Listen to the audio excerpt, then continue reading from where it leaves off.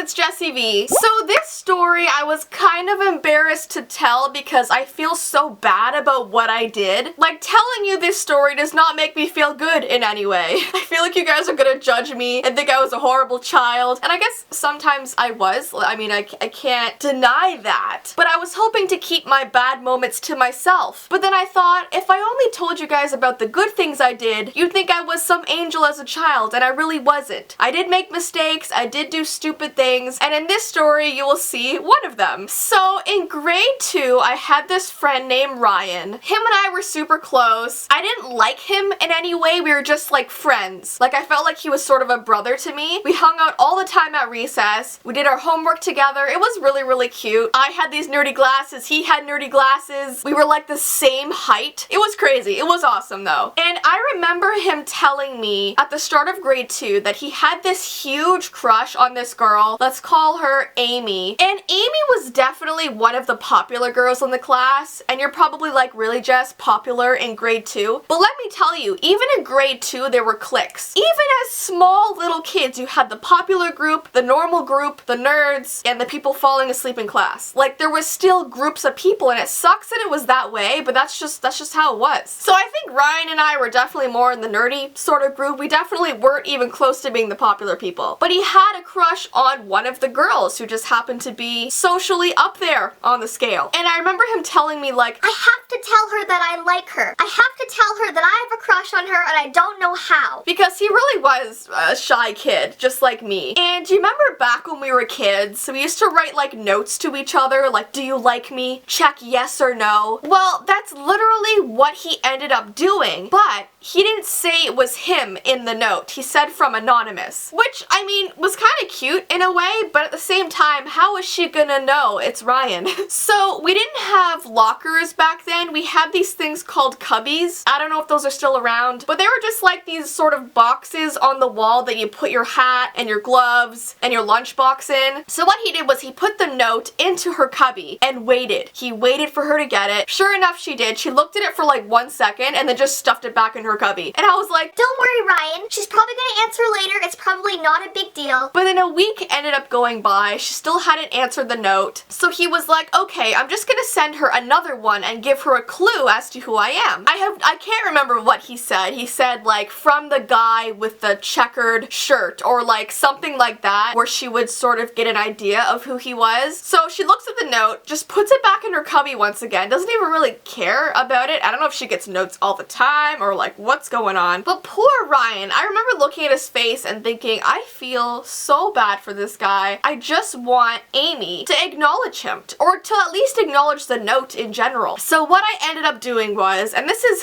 I had a really good heart when I decided to do this. I really did have a good heart. But looking back, I mean, it's pretty bad. It's pretty terrible. So I pretended to be Amy, and I wrote a note pretending that I was her and put it in Ryan's cubby. And I basically wrote that Amy had a crush on him too. And I remember when he saw the note, he was so excited, so happy. He literally like jumped around the room, and he kept that note in his lunchbox for the next 2 weeks because he constantly wanted to look at her writing. He was like, she touched this note. Her hands were on this note and she gave it to me. And for the next, I don't know, month, Ryan and I were writing back and forth, but he thought it was Amy the whole time, and he was very happy about that. But I was just trying to be a good friend. I was trying to make him happy so he wasn't so sad, because I didn't want him to feel rejected, but at the same time I was completely lying to him. Oh my gosh, this is so awkward to tell because I feel so bad. But I didn't really think through this that well, because after about a month of Ryan getting these notes from Amy, he decided to finally get the courage to talk to her in person. And I was like, oh my gosh, if he goes up to her and starts talking about the notes, she's gonna have no idea what he's talking about, because I did it. It was me. I was Amy. But I didn't know what to say. I couldn't stop him in that moment. So after class one day, he walked up to her, he took her hand and said, will you be my girlfriend? This little tiny kid in grade 2 asked the girl that he liked to be his girlfriend. And you should have seen her face. She was like, ew,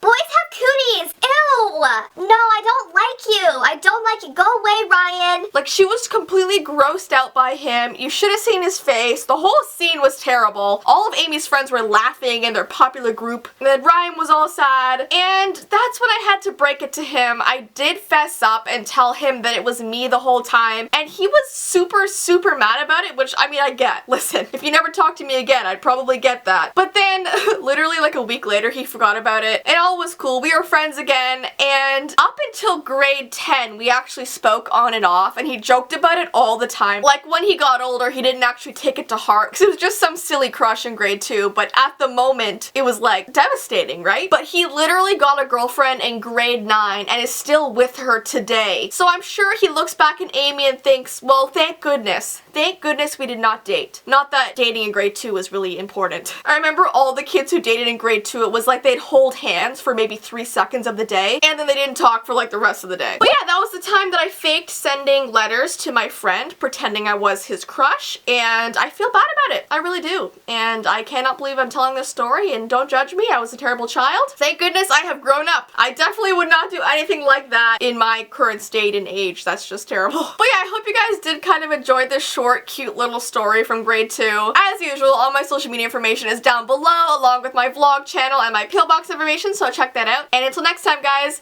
bye!